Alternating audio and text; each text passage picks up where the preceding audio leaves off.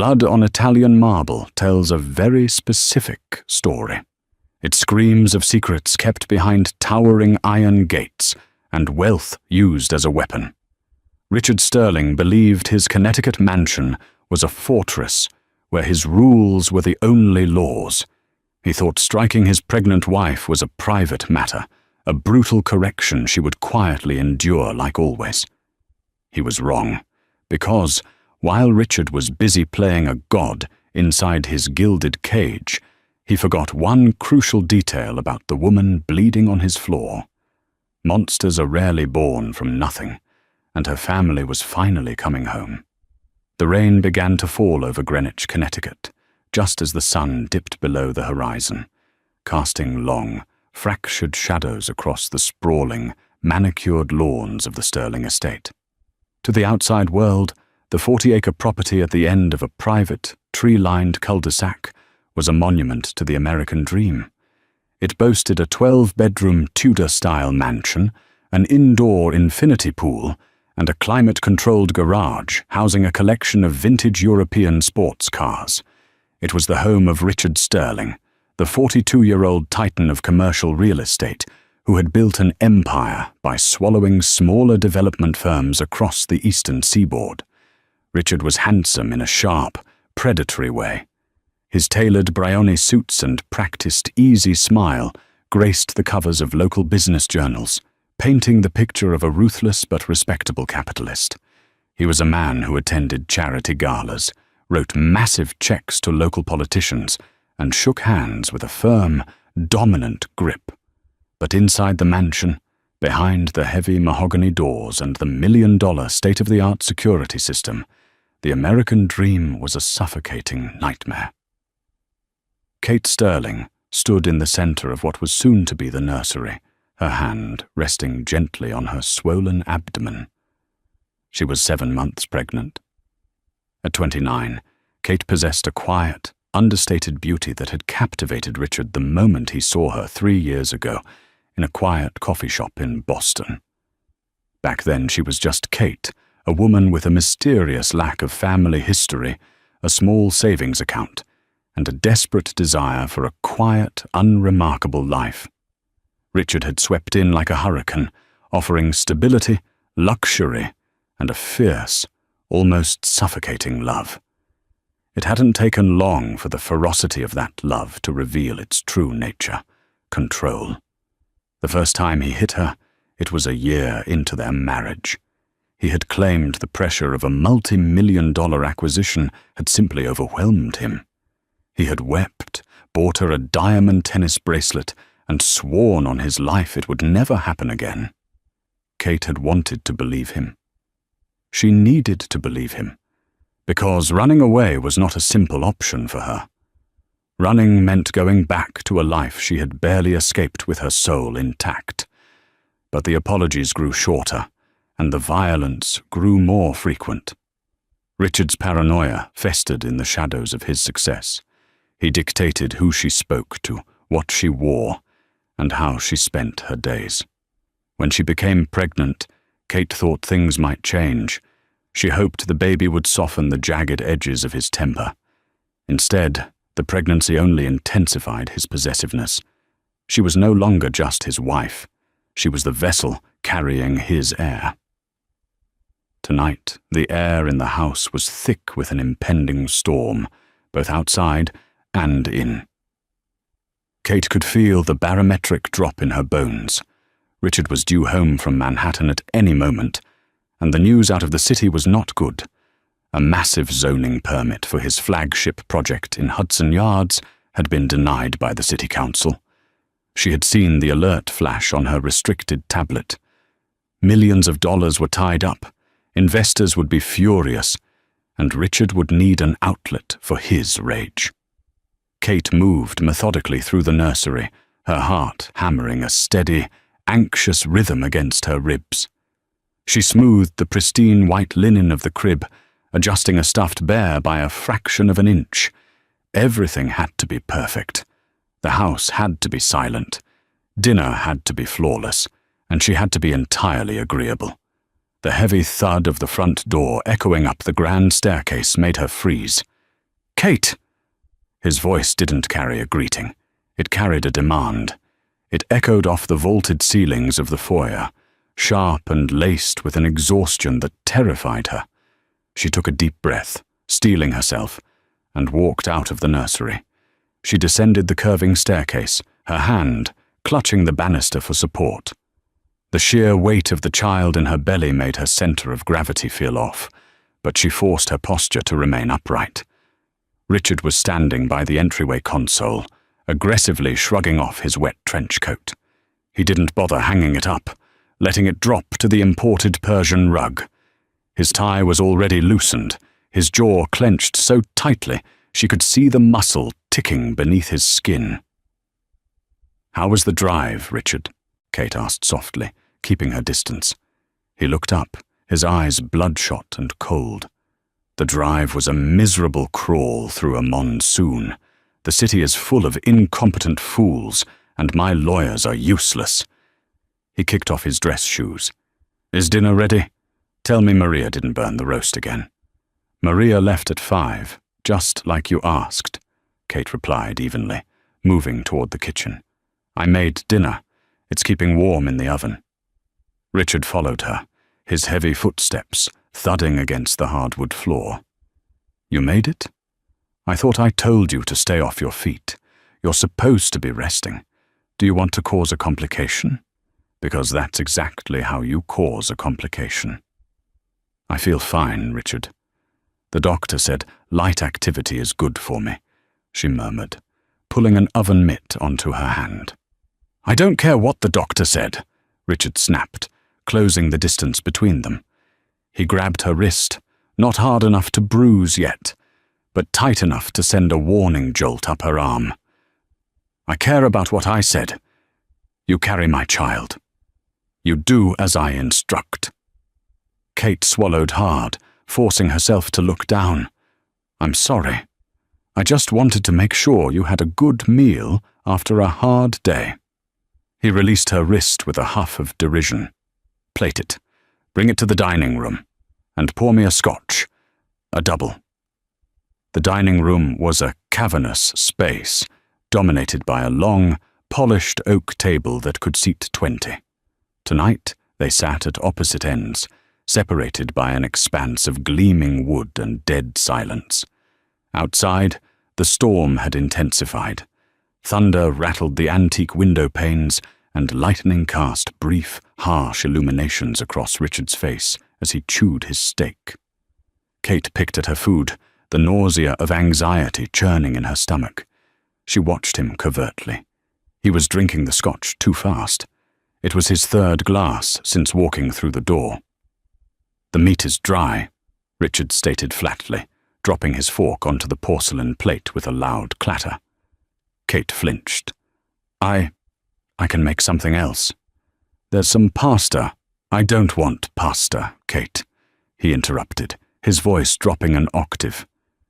This was the dangerous tone, the quiet before the eruption. "I want a wife who can follow simple instructions. I want a peaceful home." "Is that too much to ask? I bust my arse in the city. I deal with blood-sucking politicians trying to ruin my legacy, and I come home to dry meat and a wife who thinks she knows better than me." "Richard, please. You're stressed. Let's just go upstairs and—" "Don't tell me what I am!" he roared, slamming both hands down on the table. The crystal wine glasses shuddered. Kate immediately pushed her chair back, instinctively crossing her arms over her swollen belly. Okay, Richard. I'm sorry." He stood up, his chair scraping violently against the floor. "You're always sorry, Kate. Always so incredibly sorry. But you never learn, do you?" He began to walk down the length of the table toward her. Kate stood up, her breath hitching. She backed away toward the arched doorway leading to the living room. "Richard, stop." "The baby," she pleaded, her voice trembling. "This has nothing to do with the baby," he shouted, closing the gap. "This has to do with respect." He lunged forward. Kate tried to turn and run, but she was heavy and slow. Richard's hand caught the back of her hair, yanking her backward. She screamed as the force threw her off balance. Before she could catch herself, his open palm struck the side of her face with a sickening crack. The force of the blow sent a burst of white light exploding behind Kate's eyes. She spun, her legs giving out, and she crashed hard onto the hardwood floor. Pain, sharp and immediate, radiated through her jaw and shoulder, but her only thought was her stomach. She curled into a tight ball on the floor, wrapping her arms protectively around her unborn child, gasping for air as the wind was knocked out of her. Blood immediately began to pool in her mouth, metallic and warm. She had bitten her tongue and the inside of her cheek. Richard stood over her, his chest heaving, his fists clenched at his sides. He looked down at her with a mixture of disgust and dark satisfaction. "Look what you made me do," he hissed. "You push and you push. This is your fault." Kate squeezed her eyes shut, a sob tearing from her throat. "Please," she whimpered. "My baby. Please." "My baby," Richard corrected her coldly. "And don't worry. The child is protected in there. You're the one who needs to learn a lesson." He kicked the side of her thigh, hard enough to leave a deep bruise, but avoiding her stomach. "Get up. Clean up the mess in the kitchen and go to bed. I can't even look at you right now." He turned on his heel and walked toward his study, slamming the heavy oak door behind him. Kate lay on the floor for what felt like an eternity. The right side of her face was throbbing violently, and her vision was blurred with tears. She focused entirely on the movement inside her belly. A minute passed. Then 2. Finally, a small, reassuring kick pushed against her palm. A ragged sigh of relief escaped her lips. The baby was alive, but a chilling realization settled over her like a heavy shroud. Richard had crossed a new line. He hadn't cared about the risk to the child. The violence was escalating faster than she had anticipated. If she stayed, he was going to kill her. And he would take the baby. Slowly, agonizingly, Kate pushed herself up off the floor. Her body ached, and a thin trail of blood dripped from her lip onto the pristine white collar of her maternity blouse. She staggered toward the downstairs powder room, locking the door behind her with a trembling hand. She leaned against the marble sink, staring at her reflection in the gilded mirror. The skin around her eye was already swelling, a vicious purple bruise blooming across her cheekbone. She looked like a ghost. With shaky hands, Kate reached beneath the bathroom vanity. She felt along the back of the heavy wooden cabinet, her fingers brushing against a false panel she had installed 3 months ago when Richard was away on a business trip. She pressed a small latch, and the panel popped loose. Inside was a small, black, waterproof lockbox. Kate pulled it out and opened it. Resting inside was a thick stack of cash, a fake passport, and a cheap, prepaid burner phone. She had promised herself she would never use the phone. Using the phone meant invoking a ghost from a past she had spent 10 years trying to outrun. Before she was Kate Sterling, before she was even Kate Montgomery, her name had been Kate Volkoff. Her father, Alexander Volkoff, was a man whose name was whispered in the darkest corridors of power across Europe and the eastern seaboard. He wasn't just a businessman. He was the head of a sprawling, deeply entrenched syndicate that controlled shipping ports, politicians, and massive swaths of illicit trade. Growing up, Kate had been a princess in a fortress of blood money. When she was 19, she had witnessed her father casually order the execution of a rival associate in their own living room. That night, she vanished. She changed her name, buried her past, and traded the terrifying world of organized crime for what she thought was normal life. She had sworn to never return to the Volkoff family. Her father's love was just as controlling, just as possessive as Richard's. but backed by armies of men with silenced weapons. Kate stared at the burner phone. Her thumb hovered over the power button. If she made this call, she would be trading a domestic tyrant for an international monster. Her life of hiding would be over. She would be swept back into her father's brutal empire, a pawn to be protected. Yes, but a prisoner nonetheless. Another sharp pain shot through her bruised thigh, and she looked down at her swollen stomach. "It's not about you anymore," she told herself. "It's about the baby." Richard could easily buy the local police. He had the judges in his pocket. If she ran normally, he would hunt her down, legally destroy her, and take full custody of the child. She needed an entity stronger than the law. She needed a force that Richard's money couldn't buy and his arrogance couldn't comprehend. Kate powered on the phone. It took 30 seconds to find a signal. She dialed a number she had committed to memory a decade ago, a number that connected directly to the central clearinghouse of her father's head of security, a man named Victor. The line rang once, twice. "Speak," a deep, gravelly voice answered in Russian. Kate closed her eyes, a single tear cutting a track through the blood on her face.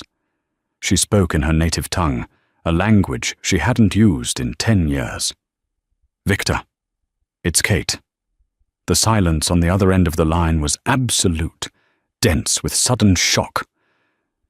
"Lyubimaya," Victor finally whispered. "Beloved." "Where are you?" "Greenwich, Connecticut," Kate said, her voice shaking but resolute. She rattled off the address of the mansion. "I am pregnant. The man I am with. He has hurt me. He will kill me and take the child." The pause that followed was brief, but it carried the weight of a death sentence. "Is the man in the house?" Victor asked, his voice entirely devoid of emotion now. It was the voice of a man making a tactical assessment. "Yes. Do not move. Do not let him see the phone. Alexander is in New York. We will be there in 30 minutes. May God have mercy on whoever this man is, Kate, because your father will not." The line went dead.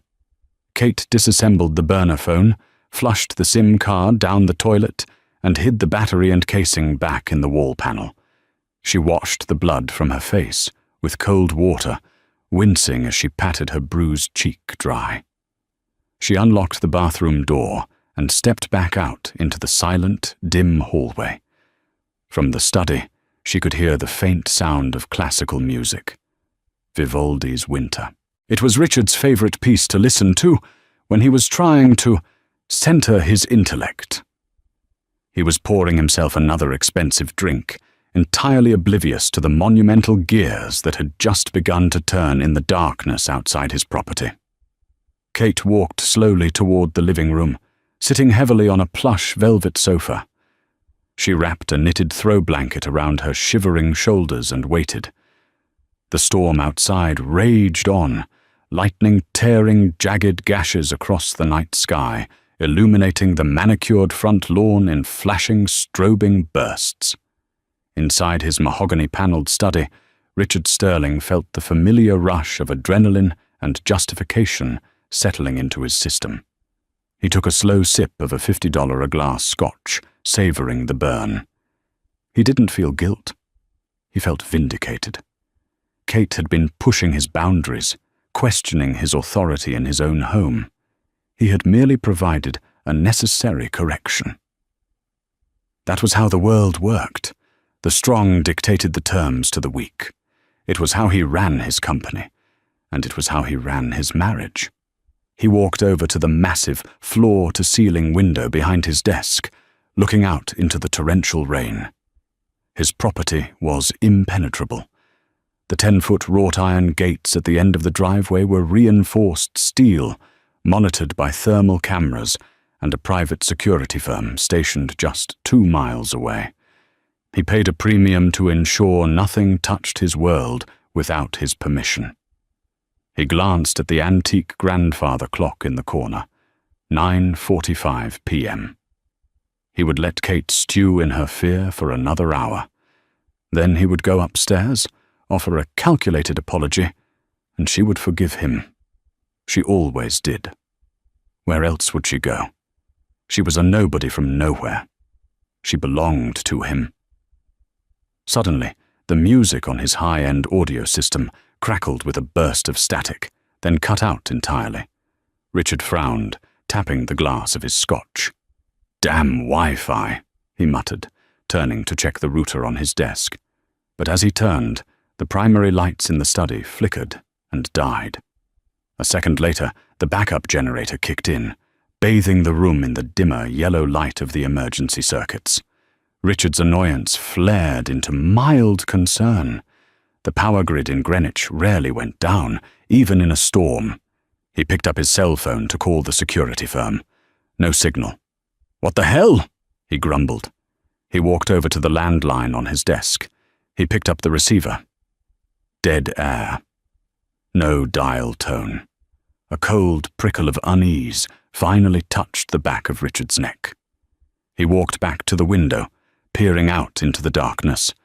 Through the driving rain, he saw something that made his breath catch in his throat.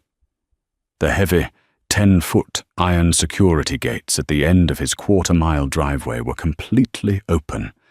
There had been no alarm, no warning from the gatehouse. And moving slowly, silently, up the long, curving gravel driveway was a procession of vehicles. They weren't police cruisers. They were 4 identical, pitch-black Chevrolet Suburbans. They drove in perfect, tight formation, their headlights off. They navigated the dark, winding driveway, using only the ambient light of the storm, moving with the predatory grace of sharks gliding through deep water. "Hey, security!" Richard yelled into the empty room, rushing to the wall-mounted intercom system. He slammed the button for the front gate. Static. He hit the button for the roving patrol. Nothing. Panic, sharp and unfamiliar, began to claw at his chest. Who were these people? Was it a home invasion? A targeted hit by a rival developer? He ran to his desk drawer, unlocking it frantically. He pulled out a sleek 9mm Glock he kept for emergencies, checking the magazine with trembling hands. He was Richard Sterling. Nobody walked onto his property without an invitation. He sprinted out of the study and into the main hallway. Kate was still sitting on the couch in the living room, staring blankly ahead. "Kate, get upstairs!" Richard barked. "Rack the slide of the pistol. Someone breached the gate. Move!" Kate slowly turned her head to look at him. The bruising on her face was stark under the emergency lights. She didn't look terrified anymore. She looked remarkably, terrifyingly calm. "I'm not going anywhere, Richard," she said softly. "Are you insane? Get upstairs right now, you stupid bitch!" he screamed, his veneer of control completely shattering. Before he could cross the room to grab her, a sound echoed from the front of the house that froze the blood in his veins. It wasn't a knock. It was the mechanical, heavy thud of a breaching charge being clamped onto his reinforced front door. Boom! The explosion was deafening. The heavy, custom-made oak double doors were violently blown off their hinges, sending a shower of splintered wood and twisted metal flying across the marble foyer. The concussive wave knocked Richard backward, sending his pistol clattering across the floor out of his reach. The storm howled through the gaping entrance, bringing the rain and wind into the pristine house. Through the smoke and the driving rain, shadows moved. 6 men poured into the foyer in absolute silence. They were dressed in tactical black, their faces obscured by balaclavas, holding compact, suppressed assault rifles leveled directly at Richard. They didn't shout commands. They didn't identify themselves. They simply moved with lethal, synchronized precision, forming a perimeter around the entryway. Richard scrambled backward on the marble floor, his heart hammering against his ribs like a trapped bird. "Who are you? What do you want? I have money. Take whatever you want," he shrieked, his voice cracking in absolute terror. The tactical team parted, stepping aside to create a pathway through the shattered doorway. Out of the darkness of the storm stepped a single figure. He didn't wear tactical gear. He wore a sharply tailored, dark wool overcoat that fell to his knees, perfectly impervious to the raging weather. He was an older man, perhaps in his late 60s, but he carried an aura of absolute, crushing authority. His hair was silver, slicked back, and his eyes, pale, ice blue, and entirely devoid of warmth, locked onto Richard, lying pathetic and trembling on the floor. The man slowly peeled off a pair of black leather gloves, tucking them into his pocket. He ignored Richard completely, his gaze drifting past the cowering real estate mogul, scanning the living room until his eyes fell upon the woman sitting on the couch. When the old man saw the bruised, swollen side of Kate's face, the temperature in the room seemed to drop 10 degrees. A muscle twitched in his jaw, the only sign of the immense, catastrophic violence boiling beneath his calm exterior. "Hello, Dorogaya," Alexander Volkov rumbled, his voice a deep, resonant baritone that commanded the entire space. "My dear." Kate stood up slowly, her hands resting on her pregnant belly. She looked at the terrifying kingpin standing in the ruins of her front door, the father she had spent a decade hiding from. "Hello, Papa," she replied.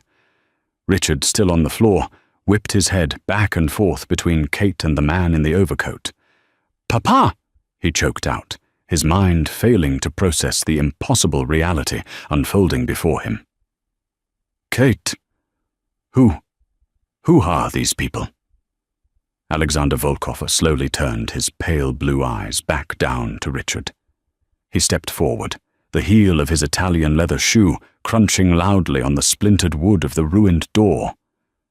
"I am the man," Alexander said, his voice quiet but echoing with lethal promise, "who is going to show you what a real monster looks like." The shattered mahogany of the front door lay scattered across the imported Italian marble, a physical manifestation of Richard Sterling's dismantled reality. The storm outside raged on, whipping wind and rain into the once pristine foyer. But inside, the air was deadly still. The tactical team stood like statues, their suppressed rifles angled toward the floor but ready to snap up in a fraction of a second. Richard scrambled backward until his spine hit the base of the grand curving staircase. His tailored Brioni trousers were soaked from the puddle of rainwater gathering on the floor, and his chest heaved with shallow, panicked breaths. He looked at the silver-haired patriarch standing before him, desperately trying to process the magnitude of his error. "Look, I don't know who you are," Richard stammered, raising his hands in a placating gesture. He tried to summon the commanding tone he used in boardrooms across Manhattan, but it came out as a pathetic squeak. "I'm a very wealthy man. I have connections. I play golf with the district attorney of Fairfield County. If this is about money, name your price. Just tell your men to lower their weapons." Alexander Volkov didn't blink. He slowly unbuttoned his soaked overcoat, revealing an impeccably tailored dark charcoal suit beneath. He took a deliberate step forward, the sound of his leather sole echoing sharply. "Connections," Alexander murmured, rolling the word around in his mouth, as if tasting something foul. His Russian accent was faint, polished away by decades of operating at the highest echelons of global power, but the glacial cadence remained. "You think you have connections, Mr. Sterling. You think because you bully local zoning boards and leverage mezzanine debt on glass towers, you understand power." Alexander knelt slowly, his knees popping slightly in the quiet room. He brought his face level with Richard's. Up close, Alexander's eyes were terrifying, hollow and absolute. The eyes of a man who had ordered the deaths of hundreds without losing a single night of sleep. "My name is Alexander Volkov," he said softly. Richard's breath hitched. Even in the insulated, sanitized world of commercial real estate, rumors bled through from the criminal underworld. The Volkov Syndicate wasn't just a street gang. They were a sovereign entity. They controlled deep-water shipping lines out of Rotterdam, moved billions through shadow banks in Cyprus, and owned politicians from Albany to Moscow. "Volkov," Richard whispered, all the blood draining from his face. He looked wildly at Kate, who remained standing by the living room archway, her face bruised but her posture rigid. "Kate, you're his." "She is my blood," Alexander finished for him, his voice dropping to a lethal whisper. "She is my only daughter, a daughter who fled my protection to live amongst sheep like you. And you, a pathetic, insecure little boy in a custom suit, thought it was your right to lay your hands on her." "It was an accident," Richard pleaded, tears of pure terror finally spilling over his cheeks. "I was stressed. The Hudson Yards deal fell through." Before Richard could finish his excuse, Alexander's hand shot out with blinding speed. He didn't hit Richard. Instead, he clamped his massive iron-grip fingers around Richard's right wrist, the hand that had struck Kate. Alexander didn't shout. He didn't curse. He simply squeezed, twisting the wrist at an unnatural angle.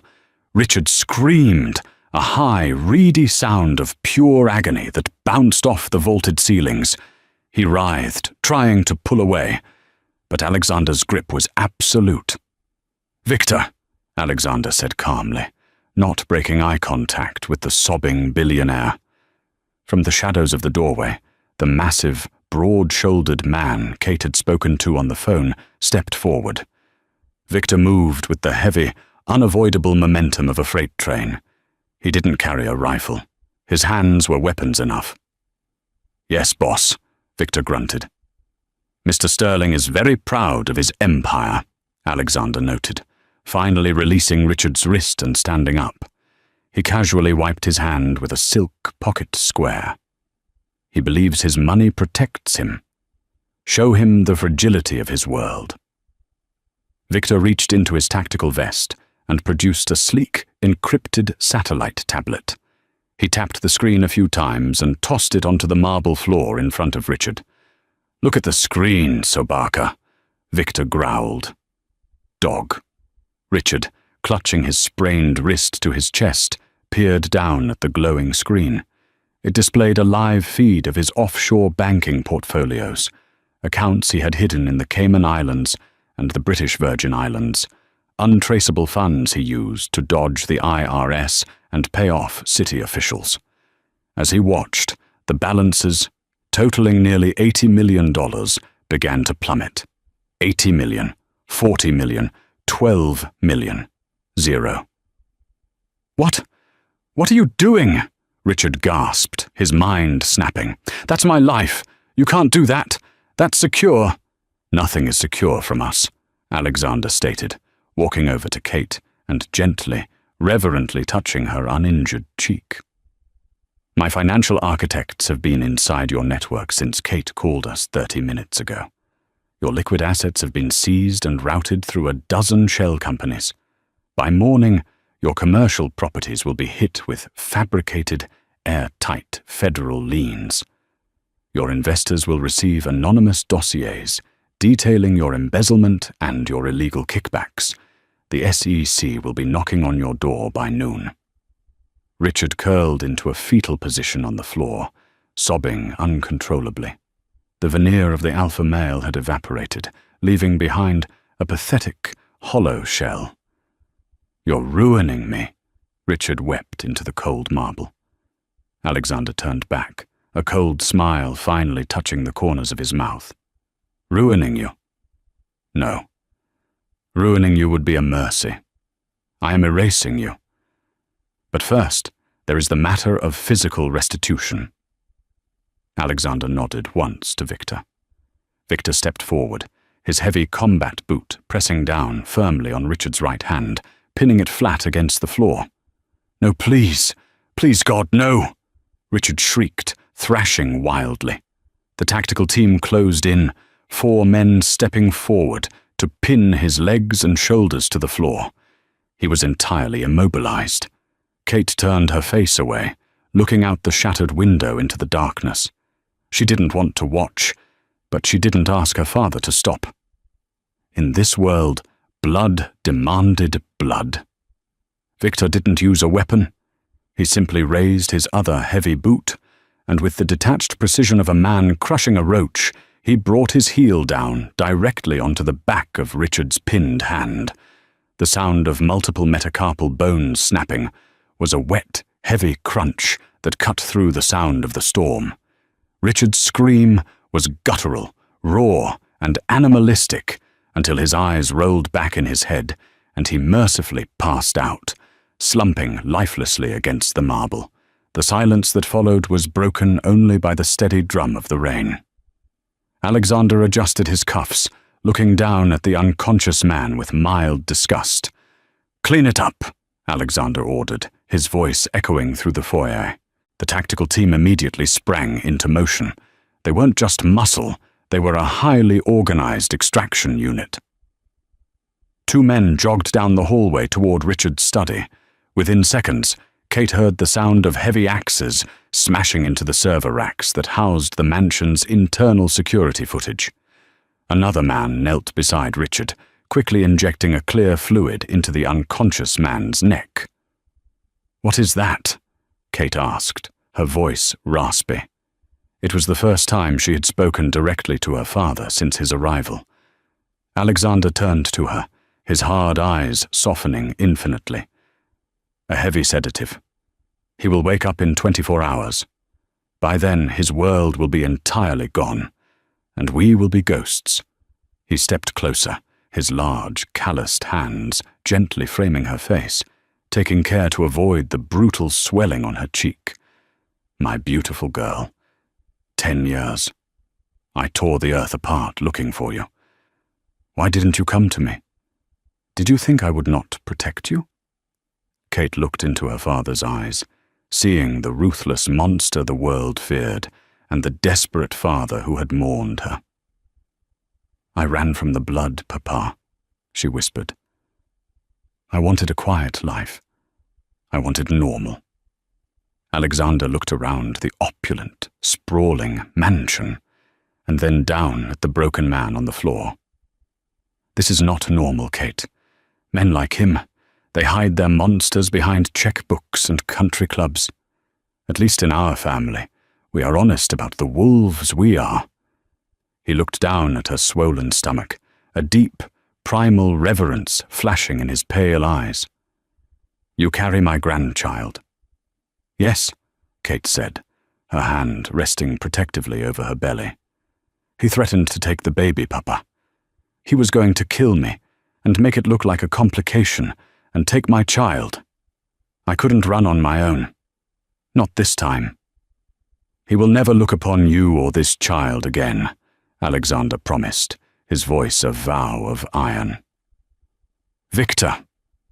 Victor approached, his hands wiped clean of the violence he had just inflicted. "The servers are slag, boss. The external security firm's remote backups have been wiped by the cyber team in the Convoy. The gate logs are scrubbed. As far as the digital world is concerned, we were never here." "Good," Alexander said. He took off his custom-tailored overcoat and draped it over Kate's trembling shoulders. The wool was warm, smelling faintly of expensive Cuban cigars and old money. "Bring her a bag. Pack only what she needs. Nothing that ties her to this place." Victor nodded and moved swiftly up the grand staircase. Kate stood in the center of the ruined foyer, watching the meticulous destruction of her life. Men in black were wiping down door handles, collecting shell casings from the breached door, and ensuring no forensic footprint was left behind. It was a terrifyingly efficient machine. 10 minutes later, Victor returned with a single leather duffel bag. Inside were her essential documents, comfortable clothes, and the few pieces of jewelry that actually belonged to her before she met Richard. "It is time to go home, Kate," Alexander said, offering his arm. Kate looked at Richard one last time. He looked small, pathetic, and broken. He would wake up to a nightmare of his own making, stripped of his wealth, his reputation destroyed by the impending federal investigations, and his hand shattered. If he ever tried to speak of what happened tonight, if he ever muttered the name Volkov to the police, he knew exactly what would come for him in the dark. He was neutralized. She took her father's arm.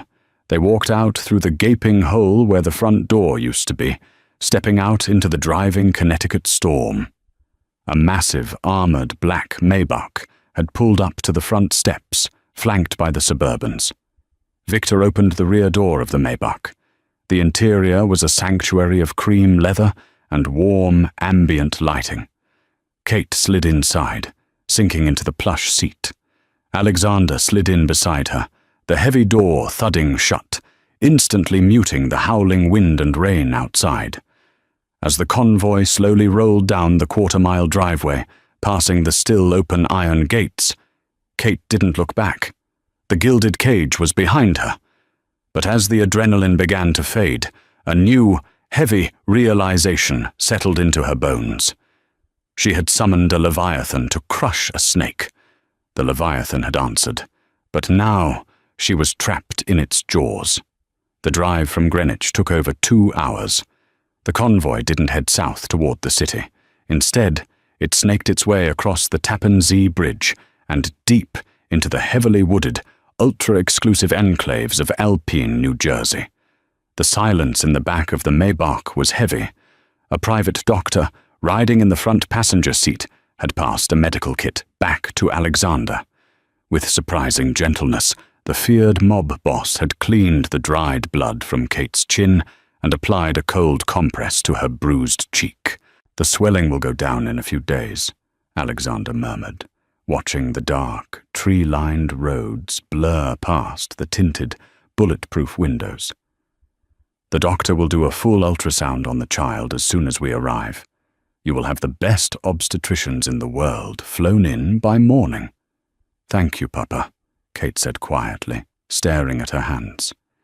"You are thinking about the future," Alexander observed, his sharp instincts reading her silence. "You are wondering if you have traded one prison for another."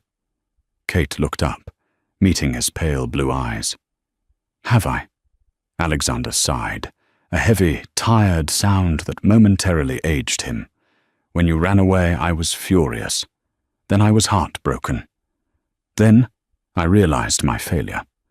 I built an empire of blood to protect my family, but the blood scared you away. I have spent 10 years restructuring, Kate. The street-level violence, the crude things you witnessed when you were a girl, that is largely in the past. We are a corporation now. A shadow corporation, yes, but we operate in boardrooms, not alleys." He reached out, placing his large hand over hers. "You are not a prisoner, Kate. You are a Volkov. But understand this, you can never go back to being a nobody. Richard Sterling proved that the world is full of predators who prey on the unprotected. Here, you are the apex." The Maybach slowed, turning off the main road onto a private, unmarked, mile-long driveway paved with pristine asphalt. They approached a massive set of solid steel gates, flanked by stone guardhouses. Men heavily armed with tactical rifles, wearing discreet earpieces, nodded as the convoy approached. The gates swung open silently. The Volkov compound was breathtaking. Set on a cliff overlooking the Hudson River, the estate was a sprawling, modern fortress of glass, steel, and dark stone. It was infinitely larger and more imposing than Richard's Connecticut mansion. This wasn't a home built by banking loans. It was a citadel built by supreme, untouchable power. The vehicles pulled into a massive subterranean garage, illuminated by harsh, bright LED lights. Dozens of luxury cars and armored SUVs were parked in perfect rows. Victor opened the door, and Kate stepped out into the dry, climate-controlled air. The exhaustion was finally catching up to her, her legs trembling slightly. "Take her to the East Wing," Alexander instructed the medical team. "Make sure she is comfortable. I will be up after I debrief with the financial team. I want Sterling's remaining assets liquidated and routed to our accounts in Zurich before sunrise." Kate was escorted up a private elevator that opened directly into a sprawling, penthouse-style suite. The walls were floor-to-ceiling glass, offering a panoramic view of the dark, churning river below. The bed was massive, the linen silk, and the security absolute. After the doctor examined her, confirming the baby's heart rate was strong and the stress hadn't triggered early labor, Kate was finally left alone. She walked into the lavish marble bathroom, looking at her reflection in the mirror. The woman looking back at her wasn't the terrified, subservient wife she had played for 3 years. The bruise on her face was a badge of survival. Richard had wanted a victim. He had wanted a vessel for his legacy. Kate placed her hands on the cold marble sink, leaning forward. The fear that had dictated her life for the past decade, fear of her father's world, fear of Richard's temper, began to evaporate, replaced by something entirely new.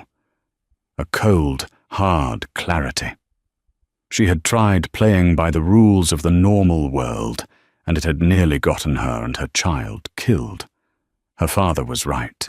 The world was full of predators. If she wanted to guarantee her child's absolute safety, she couldn't rely on hiding, and she couldn't rely solely on her aging father's protection. She had to become untouchable herself. She wasn't Kate Sterling anymore. She was Kate Volkoff, and she was heir to a shadow empire worth billions. An hour later, a soft knock echoed on the heavy bedroom door.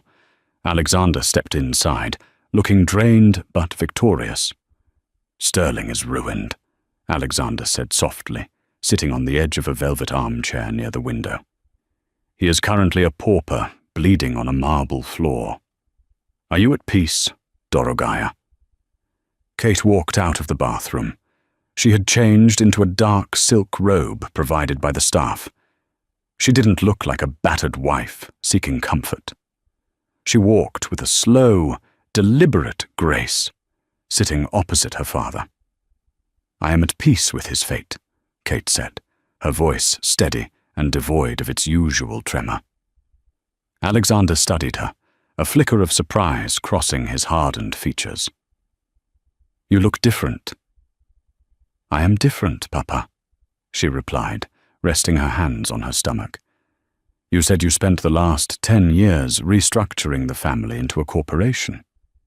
"I have," Alexander nodded cautiously. "And who runs the legitimate fronts? The shell companies? The international shipping logistics? I have a board of advisors, men I trust. Victor handles security, Thomas handles the banking, Silas manages the ports." Kate held his gaze. "I spent 3 years listening to a billionaire real estate developer dissect corporate takeovers, tax loopholes, and municipal zoning corruption. I know how the legitimate world washes its hands, Papa. I know how men like Richard hide their sins in plain sight." Alexander leaned forward, a dangerous, thrilling spark igniting in his pale eyes. "What are you saying, Kate?"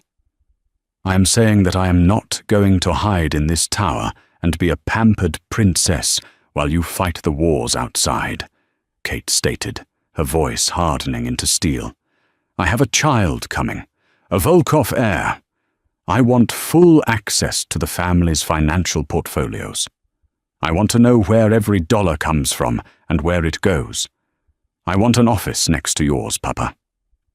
Alexander stared at her for a long, heavy moment. The silence stretched, fraught with the shifting dynamics of power.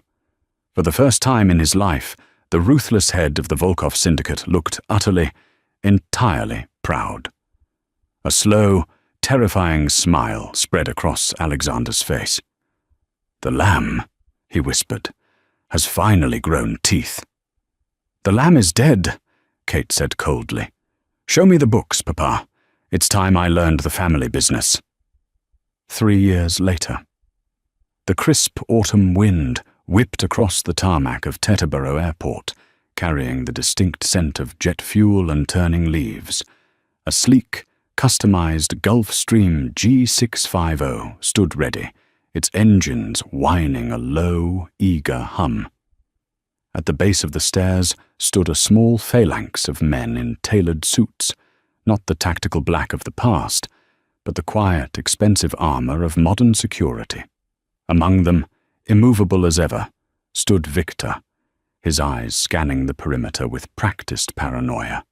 A black Maybach glided to a stop near the plane. The rear door opened, and Kate Volkoff stepped out. She was no longer the frightened, battered woman who had fled Connecticut in the dead of night. At 32, she was a terrifyingly composed force of nature. She wore a pristine white tailored coat over a charcoal silk blouse, her dark hair swept back into a sharp, uncompromising chignon.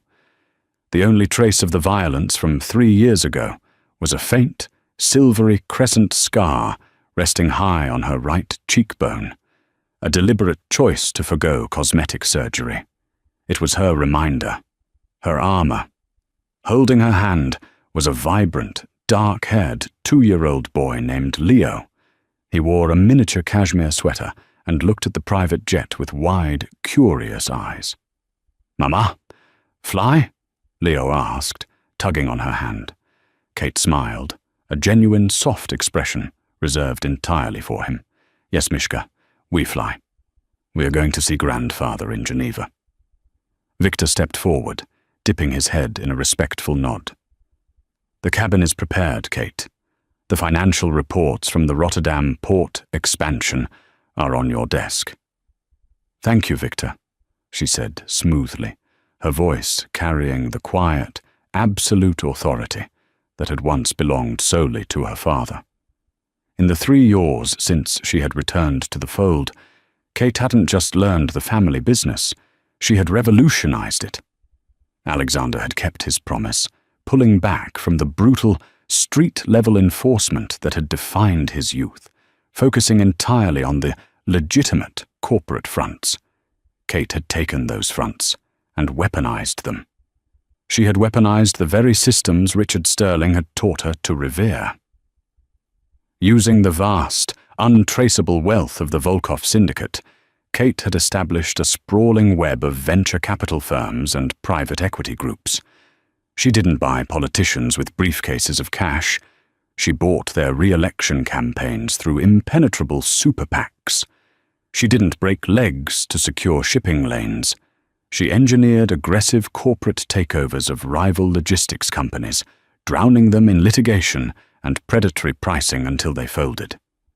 She was the CEO of a shadow empire, operating in the sunlit world of high finance, a wolf wearing the skin of a corporate titan. And the world had no idea the blood that ran through her veins. "There is one final matter before we depart, Kate," Victor rumbled quietly, falling into step beside her as they approached the jet's stairs.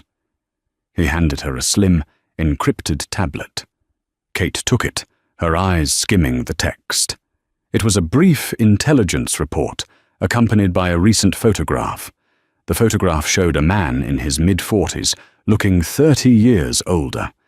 He was gaunt, his once sharp features hollowed out by stress, alcohol, and the relentless, crushing weight of utter ruin.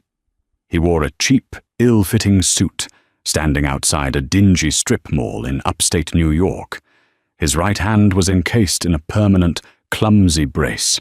The bones had healed poorly, leaving him with a crippling lack of dexterity. It was Richard Sterling. He was denied parole on the final federal fraud charges, Victor stated flatly, but his lawyers managed to plead down the embezzlement. He was released yesterday. He has no assets, no contacts.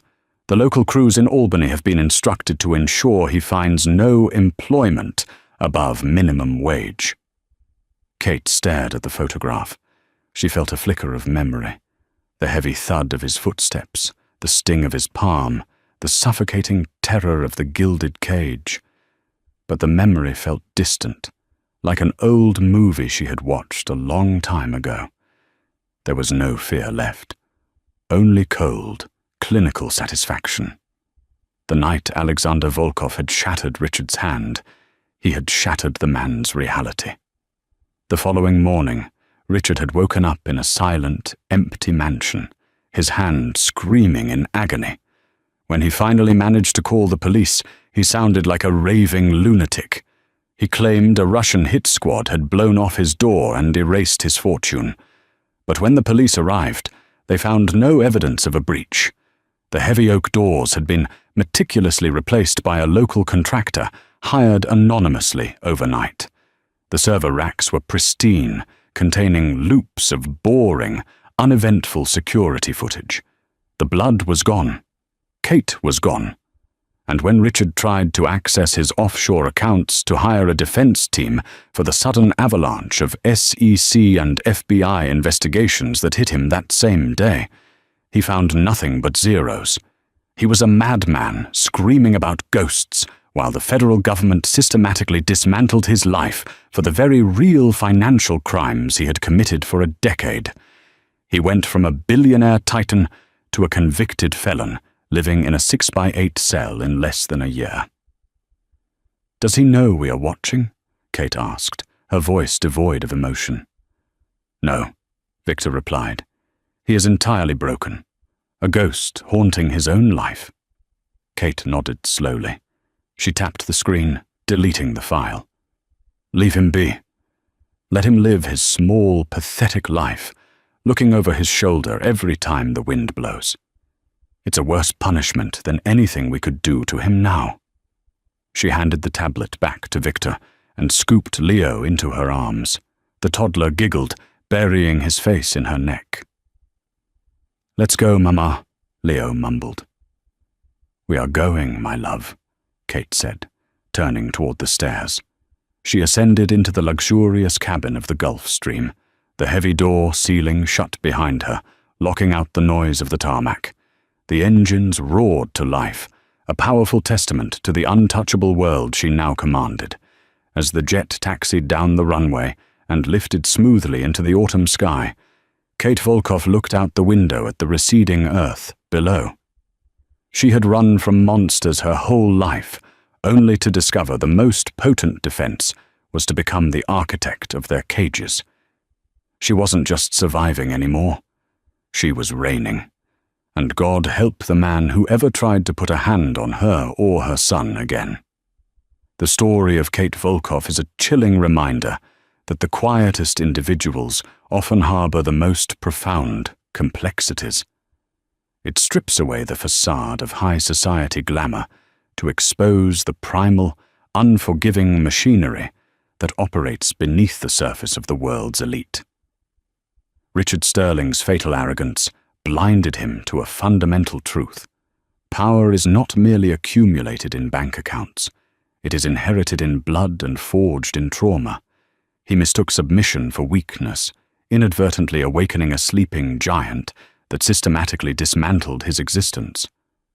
Kate's evolution from a fleeing victim to the calculated, ruthless heir of a syndicate empire illustrates the terrifying lengths one will go to ensure survival. In the end, the gilded cage was replaced not by freedom, but by an iron throne, proving that sometimes escaping a monster simply requires becoming a more formidable one.